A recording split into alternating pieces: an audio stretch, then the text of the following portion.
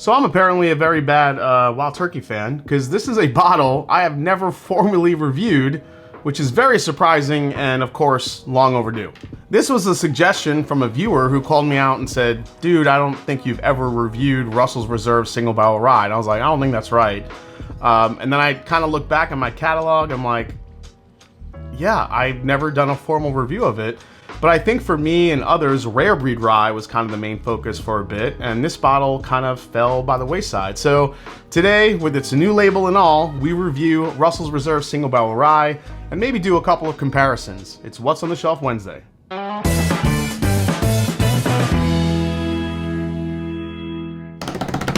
Welcome to The Mash and Drum. I am Jason C, and welcome back to the show. Like, subscribe, and do all the things to help me get to 100,000 subscribers for 2024. Appreciate the support. So welcome back to What's on the Shelf Wednesday, the series where I bring you quick reviews of whiskeys you can actually find on the shelf, including bourbons, rye, scotches, Irish whiskeys, and more. So being this is a Russell's Reserve single barrel, like other single barrels, some are going to be better than others. But given that this is a Kentucky rye with a mash bill of 51% rye, 37% corn, and 12% malted barley, and bottled at 104 proof, instead of the 110 we see on the Russell's Reserve bourbons, I feel like there could be less of a strong variance, but I haven't had enough of these to really make that distinction. Now, one thing that both Russell's Reserve bourbon and rye have in common is that they are both non-chill filtered, which is always good for flavor and texture. But the Russell's rye is non-age stated, unlike their 6-year rye. And we usually get some ages on the Russell's Reserve single barrels. Generally, they're about 8 to 9 or 10 years old. Generally, there's some outliers there that get into the 11-year range as well. But this also retails for about $64.99 here in Ohio. So let's try it. We'll get into a couple comparisons, as I mentioned, and we'll see what you've been missing out on, and me. All right, here we go. So it definitely smells like a Kentucky rye, and the one thing I do get with, now this also filters down into Wild Turkey Rare Breed and also Wild Turkey 101 rye, where huge punch of citrus here on the nose. But being Kentucky rye, you do get those caramels and vanillas that you're kind of used to with, you know, Kentucky bourbons. There's some apple peel all over this as well, like a nice like Granny Smith apple. I think in the way of citrus, it's a kind of a combination of orange and lemon, which I really like. Yeah, I really like the nose here. Again, 101 and Rare Breed Rye are so incredibly citrus forward to me, at least on the nose. I have to get to the palate here, but I think when you're kind of talking about all those in comparison, this Russell's Reserve single barrel, I think, has a little bit more depth to it. It's a little bit more oak forward. I think it's got a little bit more of a richer caramel vanilla type aspect to it, you know, to go with those apple and, you know, those vanilla notes that you get in a bourbon. So I think I like that about this a little bit more, but let's try it on the palate. Here we go. Man, this comes across just like a really good herbal tea with a lot of honey in it.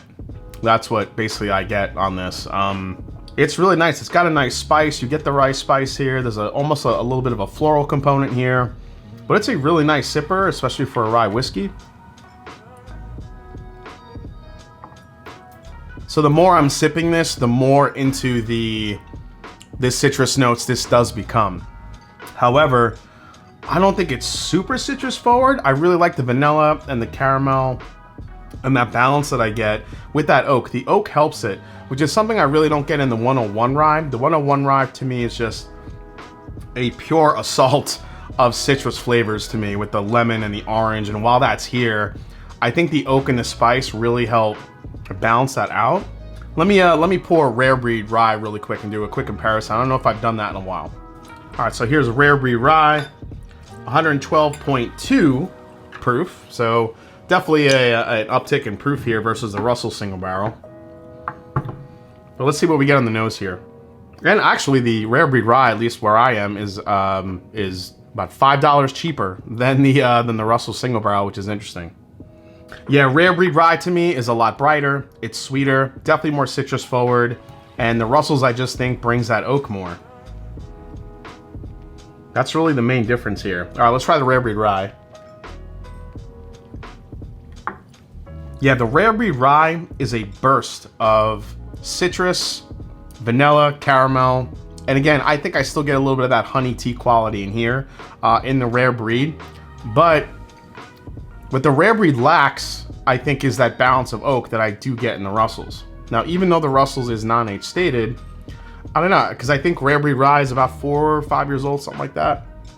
This is liquid citrus in a glass with just a lot of vanilla, caramel, very sweet, some toffee in there too. Then you go to the Russells. The Russells, I think, has a better mouthfeel. I think it's actually got more vanilla caramel. While it does carry the sweetness that rare breed has, the vanilla and caramel notes in here, I think, balance everything out. And then it gives you a really nice oak, mint, and spice finish on the Russells. I gotta say, I think I'm digging the Russells a little bit more. I'll say the rare breed rye has a definite stronger punch up front, but I think if you wait it out, the Russells actually gives you a more of a longer finish in the long run. All right, let me try it against Pikesville, which is another one of my favorite go-to shelf of ryes. Now, Pikesville is from Heaven Hill. It's 110 proof, and this bottle, unfortunately, isn't as easy to find these days. It's a little bit harder to find, especially, I think after COVID, this bottle kind of disappeared from the shelf for a little while. But now it's starting to creep back up again and pop up on shelves. But Pikesville rye is 110 proof and aged at least 6 years old. There's no age statement on the front, but it does have it on the back. So let's compare the Pikesville here. Pikesville's definitely oakier, even oakier, a little bit darker, probably more of that caramel. Pikesville is said to be more of a Kentucky style rye as well, so low rye mash bill. Man, when you compare these two, the citrus in the Russells really stands out compared to this. And actually, even color wise, I mean, it looks like the Pikesville's slightly darker by a hair. So the Pikesville for me is more, it leans very much more heavily on the caramel vanilla aspects of a Kentucky rye. I think you do get the mint there. I think that herbal quality, that floral quality that you get from a rye is there, but it kind of goes towards more of a toffee note than it does into the citrus. Now you go back to the Russells. Gosh, coming off of the Pikesville, the Russells is straight up like sweet tea. Sweet tea with honey, maybe a little slice of apple on the glass. I mean, that's the best way I could describe it. So I don't think either of these two kind of like have a wrong answer. I just think it depends on really what your palate wants. So overall, I think this is just a great example of a sweet Kentucky rye. You have your kind of sweet tea combinations with a lot of citrus kind of mixed together with those bourbon types of flavor profiles, whether it be vanilla, caramel, maybe a hint of toffee there. But the outlier for Russell's Reserve versus maybe Rare Breed, if someone's like, I'm just gonna buy Rare Breed for $5 cheaper, I totally get that. But Rare Breed, I don't think gives you a fuller experience that Russell's Reserve Single Barrel Rye does because of the oak and the finish that it has on it versus the Rare Breed Rye. Now, if you're a Pikesville person, I totally will understand if you rather just pay $10 cheaper to get that one versus this. But the Russell's Reserve, what it does have that Pikesville does not have is that super sweet tea and citrus note. The Pikesville leans a little bit more into the oak, into the toffee, vanilla, caramel, so it really just is gonna depend on your palate. But overall, for a great rye whiskey that's sitting on the shelf, I think this is probably one of the more overlooked ones. I think it's fantastic. I would also even put Wilderness Trail rye whiskey single barrels kind of in the same realm as this. However, I'll have to do that combination down the line. So hope you enjoyed the video. If you did, hit that subscribe button below. Please hit the like button. And if you haven't yet, follow me on Instagram. Let me know down in the comments what you guys think about this one. Is the price point a little bit too steep for you considering other options on the shelf? Are you drinking stuff that you rather get that's cheaper, or is this kind of your wheelhouse? Let me know down in the comments what you think about this one. Love hearing your feedback. And as I always say, it's not about the whiskey, it's the people you share it with. See you soon right here on The Master and Drum. Cheers, folks.